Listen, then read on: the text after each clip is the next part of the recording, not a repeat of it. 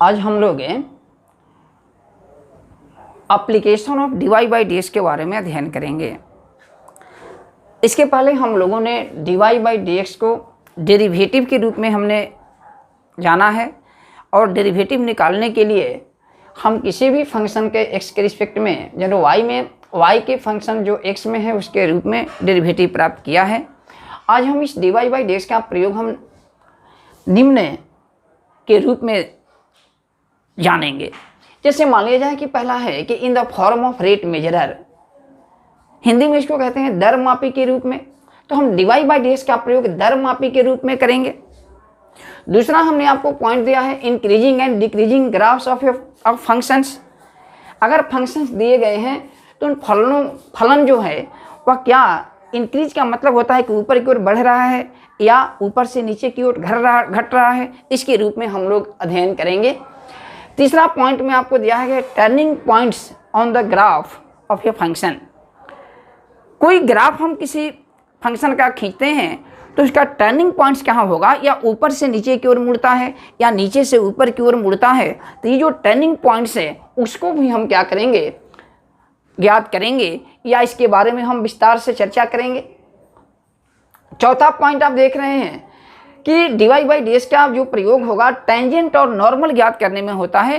Tangent normal क्या है, किसी कर्व का किसी बिंदु पर, इसके बारे में भी हम बतलाएंगे, और टेंजेंट नॉर्मल का हम कैसे इक्वेशन निकालेंगे इसके भी बारे में हम लोग अध्ययन करेंगे।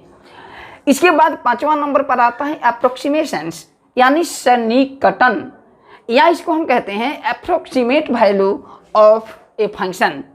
किसी फंक्शन का अप्रोक्सीमेट वैल्यू यानी लगभग उसका जो सन्निकट मान है वह कितना होता है, इसके बारे में अध्ययन करेंगे। जैसे मान लिया जाए कि अगर हम कह दें कि √36.4 है, हम कहेंगे कि इसका बताइए कि स्क्वायर रूट क्या होगा, तो निश्चित तौर पर लगभग में मान होगा।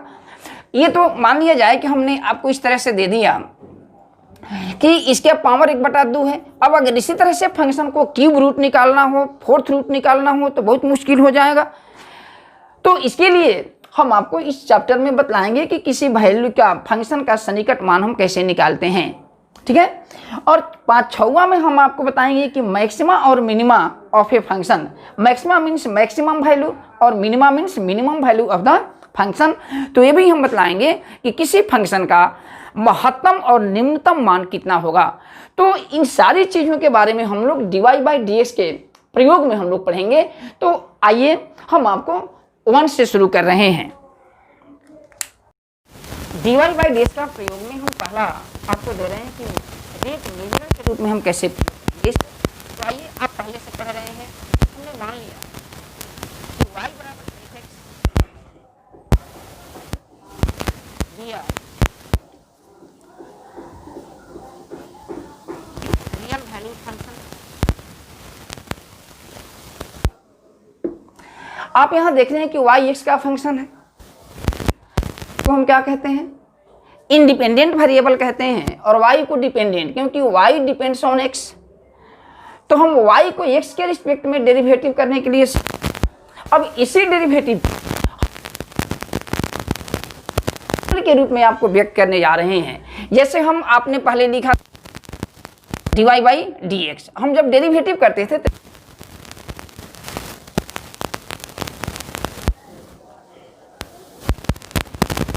द रेट ऑफ चेंज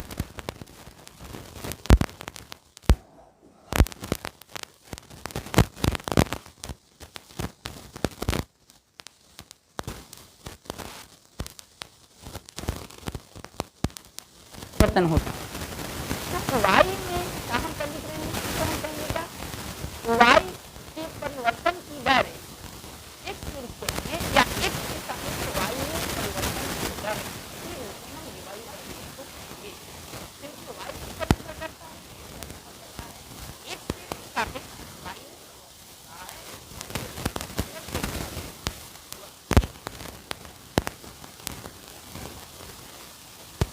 मान लीजिए कि y कोई फंक्शन है। जैसे मान लिया जाए कि कोई एक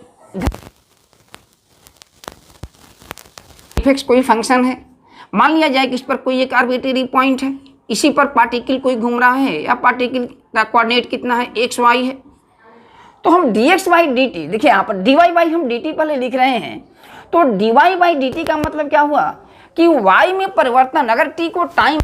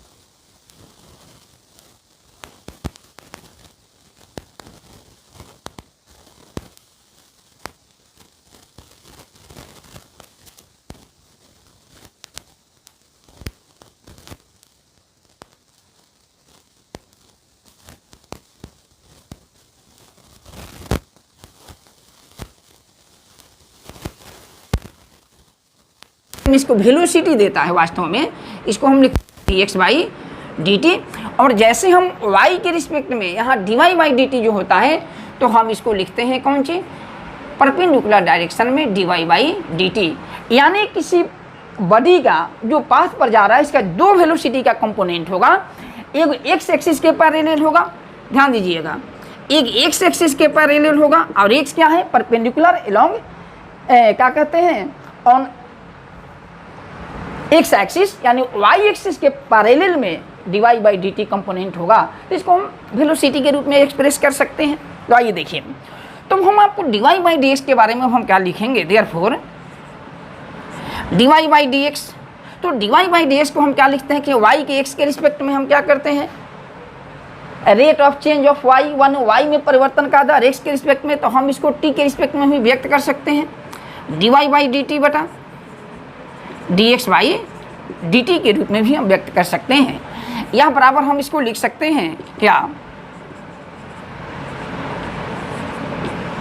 the rate of change of to t, t means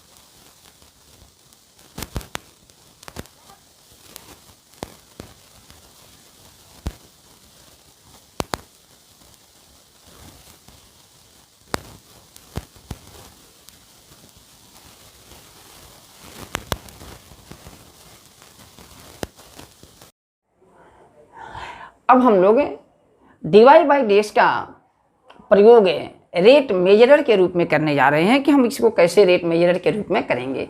तो हमने मान लिया कि y बराबर एक्स एक्स एक रियल वैल्यूड फंक्शन है और इस रियल वैल्यूड फंक्शन के बारे में हम डिवाई बाई डी एक्स हम लोग निकाले हैं। तो जैसे हम लिखते हैं कि इसलिए हम डिवाई बाई डी एक्स लिखते हैं तो ये बराबर, अब देखिए हम क्या पढ़ेंगे। अब हम पहले से जानते हैं कि y किस पर निर्भर है, x पर निर्भर है। तो हम x पर चूंकि y निर्भर करता है तो निश्चित तौर पर हम x के रिस्पेक्ट में इसको डेरिवेटिव करेंगे। लेकिन अब यहाँ हम क्या पढ़ेंगे, रेट मेजरर के रूप में पढ़ेंगे। तो हम रखेंगे the rate of change of y with respect to x। देखिए x पर निर्भर कर रहा है तो हम इसको लिखेंगे कि y के परिवर्तन की दर x के रिस्पेक्ट में, यानी x के सापेक्ष y के परिवर्तन की दर, इसको पढ़ेंगे। इसी प्रकार से अगर हमने मान लिया कि हम लिखते हैं x को dx बाई dt, ध्यान दीजिए। तो अब x क्या है, अब x t पर निर्भर कर रहा है तो t के रिस्पेक्ट में हम डेरिवेटिव करते हैं, क्योंकि t को अगर हम टाइम मान लें कि दुनिया का जितना फंक्शन है टाइम पर क्या है, डिपेंड्स है, तो टाइम का वह फंक्शन होता है। तो dx बटा dt को हम इसी तरह से क्या पढ़ेंगे, देखिए the rate of change, the rate of change, देखिए y के जगह पर यहाँ क्या है x, तो हम लिखेंगे the rate of change of x with respect to t। यहाँ dy बाई डी एक्स था, यहाँ dx बटा dt है, यहाँ t के रिस्पेक्ट में होगा। अगर हम इसे लिख दें dy बाई dt, तो dy बाई dt को हम क्या लिखेंगे, the rate of change of y with respect to t, यानी t के सापेक्ष y के परिवर्तन की दर। तो अब यहाँ देख रहे हैं, जैसे मान लिया जाए कि डिवाई बाई डी एक्स को हम कैसे लिखेंगे, इसलिए अब हम लिख सकते हैं D Y by D X, Y X के रिस्पेक्ट में डेरिवेटिव है, इसको हम रेट मेजर के रूप में व्यक्त करने जा रहे हैं। अगर हम इसको लिखें डी वाई किस पर फंक्शन है, टी पर, तो हम डिवाई बाई डी टी लिख देंगे और इधर लिख देंगे हम D x by D T. यानी अब इसको हम ऐसे लिख सकते हैं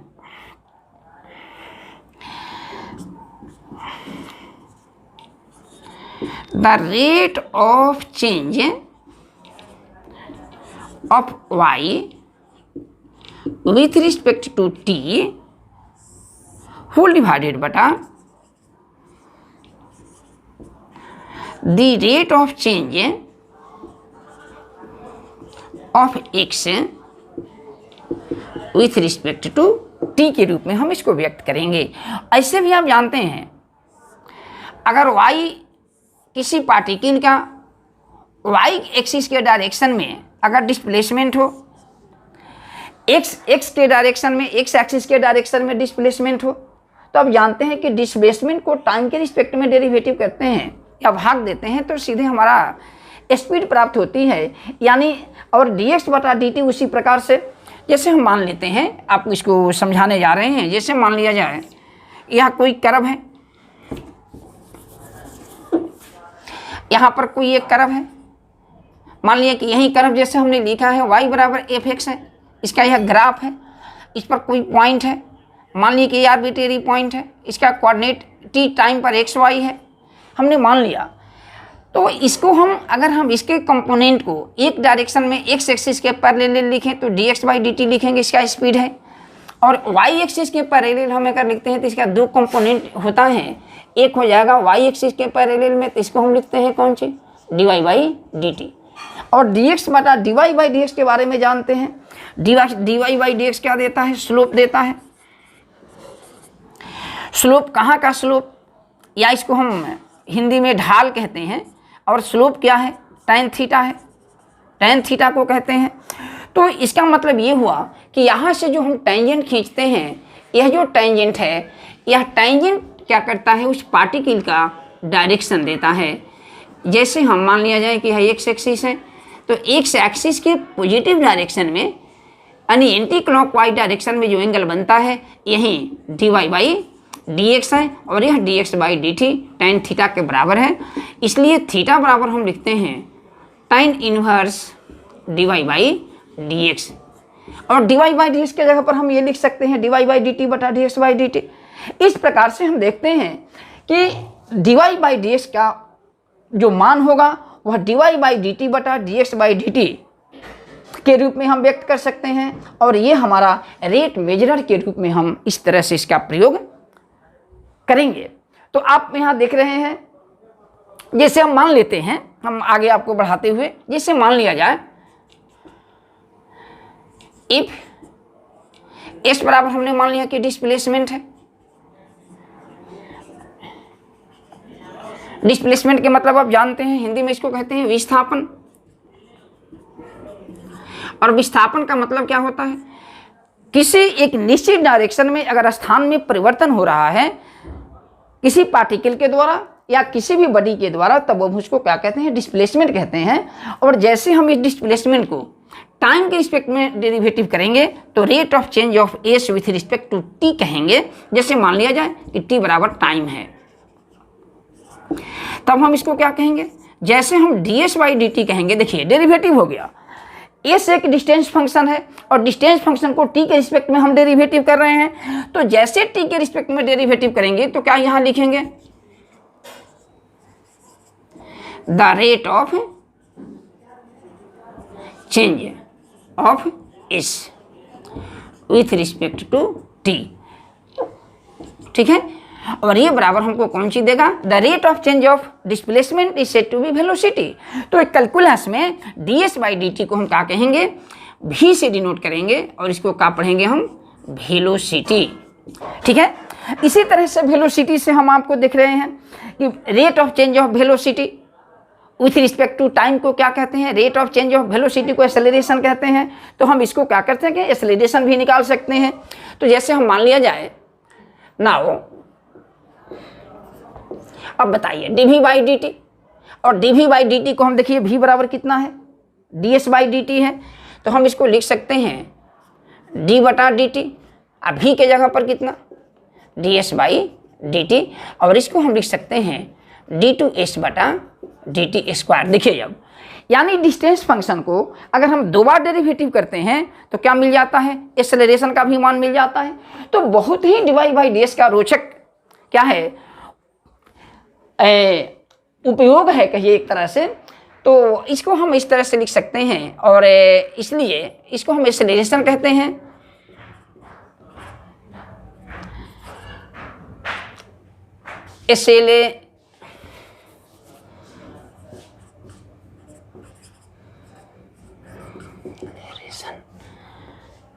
बराबर हो जाएगा कितना, dv बाई डी टी, और इसको हम लिख सकते हैं d2s by D T square, ठीक। तो हमें रेट मेजरर के रूप में एक्सरसाइज 6.1 NCERT किताब का यानी बुक 1 है 12th का, तो उसका 6.1 का ये पहला क्वेश्चन मैं आपको एक उदाहरण के तौर पर बता रहा हूँ। अभी इसमें दिया हुआ है कि find the rate of change of the area of a circle with respect to its radius R when. इसमें दो पार्ट हो गया है क्वेश्चन में। एक कहता है कि radius is 3 centimetre and R is equal to 4 centimetre. फिर से एक बार समझ लीजिए, कहता है कि देखिए पहला का मैं सॉल्यूशन कर रहा हूं।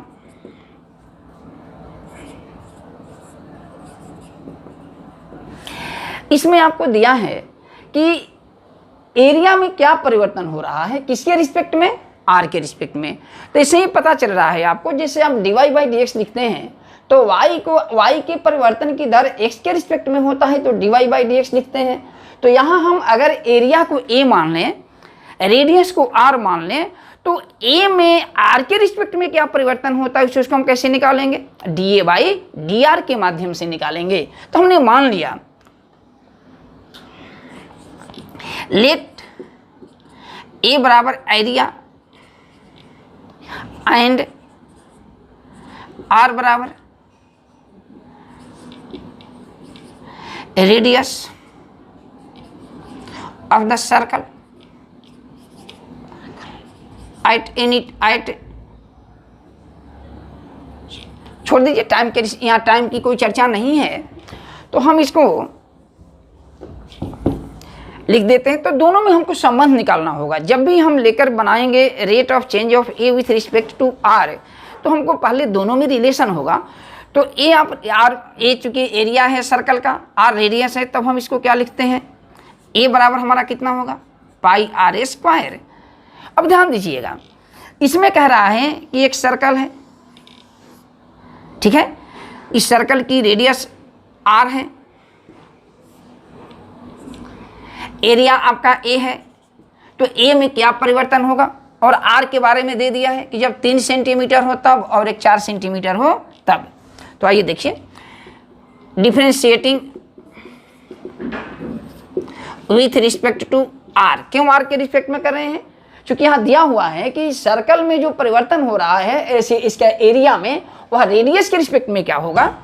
तो हम आर के रिस्पेक्ट में डेरिवेटिव करेंगे, बोथ साइड्स होगा D A by D are. तो यहाँ भी हम लिखेंगे डी बाई डी आर, और यहाँ लिखेंगे पाई आर स्क्वायर। याद रखिए, पाई कांस्टेंट है, बाहर गुना हो जाए, आर स्क्वायर का आर के रिस्पेक्ट में कितना होगा डेरिवेटिव, 2r होगा।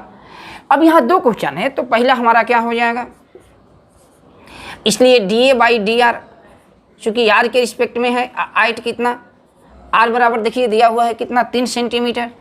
तो जैसे हम यहाँ 3 सेंटीमीटर लिखेंगे, तो जहाँ जहाँ आर है वहाँ 3 सेंटीमीटर लिखेंगे, तो ये हो गया 2 पाई इंटू 3 सेंटीमीटर, या हम इसको लिख सकते हैं 6 पाई सेंटीमीटर स्क्वायर बटे सेंटीमीटर। क्यों किया मैंने कि सेंटीमीटर, चूँकि आर के रिस्पेक्ट में हम कर रहे हैं, आर की यूनिट होती है सेंटीमीटर, एरिया का सेंटीमीटर स्क्वायर, तो हमने सेंटीमीटर से गुना और भाग कर दिया, तो ये सेंटीमीटर स्क्वायर हो गया और ये सेंटीमीटर, यानी रेडियस में 1 सेंटीमीटर का परिवर्तन अगर होता है तो एरिया में कितना परिवर्तन होता है, 6 पाई cm स्क्वायर का परिवर्तन होता है।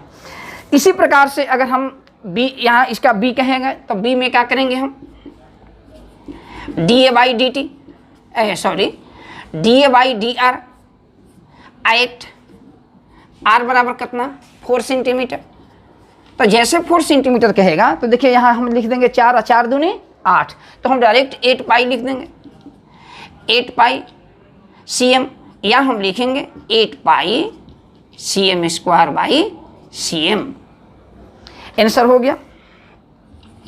5वां का देख लीजिए, 5 में कहता है कि a stone is dropped into a quick lake and wave moves in circles at the speed of 5 cm per second. At the instant when the radius of the circular wave is 8 centimeter, how fast is the enclosed area increasing? बहुत ही clear है। कहता है कि एक lake है यानी झील है, और उसमें हमने क्या किया कि एक स्टोन को ड्रॉप करा दिया, तो निश्चित तौर पर क्या होता है, सर्कुलर वेव निकलते हैं। और मान लिया जाए कि किसी समय इस वेव की त्रिज्या r और एरिया a है, ध्यान दीजिएगा। तो मान लिया कि यह r क्या है, t समय में है, और ये भी आपको प्रश्न में दिया हुआ है क्या, इसका जो रेडियस है किस रेट से बढ़ रहा है, dr बाई dt दिया है। dr बाई dt रेडियस में जो परिवर्तन का दर है 5 सेंटीमीटर पर सेकेंड स्क्वायर है, तो 5 सेंटीमीटर पर सेकेंड। आइए यहाँ लिख देते हैं, लेट ए बराबर एरिया एंड आर बराबर radius of the circular wave at time T. According to the question आपको दिया है डी आर बटा डी टी बराबर 5 सेंटीमीटर पर सेकेंड, और ये भी आपको दिया है कि जब 8 सेंटीमीटर रेडियस हो तब वेव का क्या कहता है, द सर्किल। तो intent one the radius include area, माने एरिया में क्या परिवर्तन हो रहा है, कब है, जब आर बराबर दिया हुआ है 8 सेंटीमीटर हो, ये भी आपको दे दिया है। एंड दिया है। तो सबसे पहले हम क्या करेंगे, ध्यान दीजिएगा, सबसे पहले हम आपको ए और आर में रिलेशन निकालेंगे। तो ए और आर में रिलेशन निकालने जैसे हम निकालेंगे और डेरिवेटिव करेंगे तो तुरंत हमारा आंसर मिल जाता है।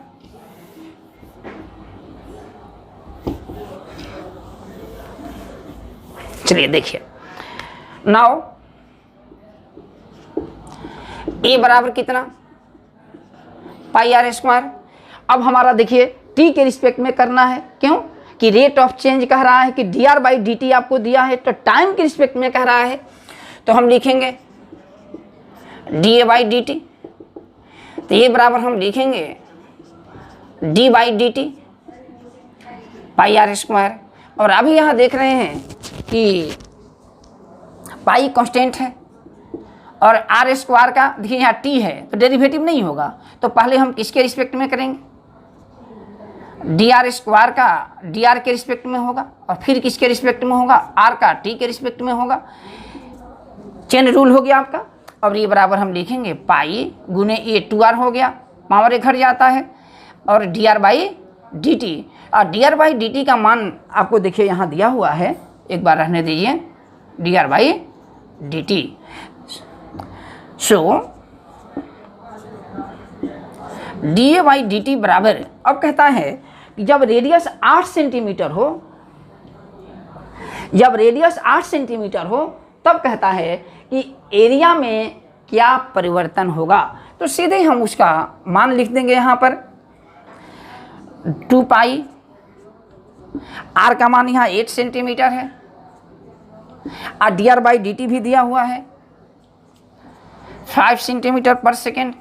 ये बराबर हमारा हो जाएगा 8 40 दूनी 80 पाई सेंटीमीटर स्क्वायर पर सेकेंड आंसर। तो इसी प्रकार से आप सवालों को हल कर सकते हैं। और हम अगला क्लास में कहिए या वीडियो में हम आपको एक्सरसाइज 12th के जो 6.1 है इसके मुख्य प्रॉब्लम को हल करेंगे। तब तक के लिए मैं आपको धन्यवाद देता हूं और उम्मीद रखता हूं कि आप सारी चीज़ों को एक बार पुनः देख लेंगे।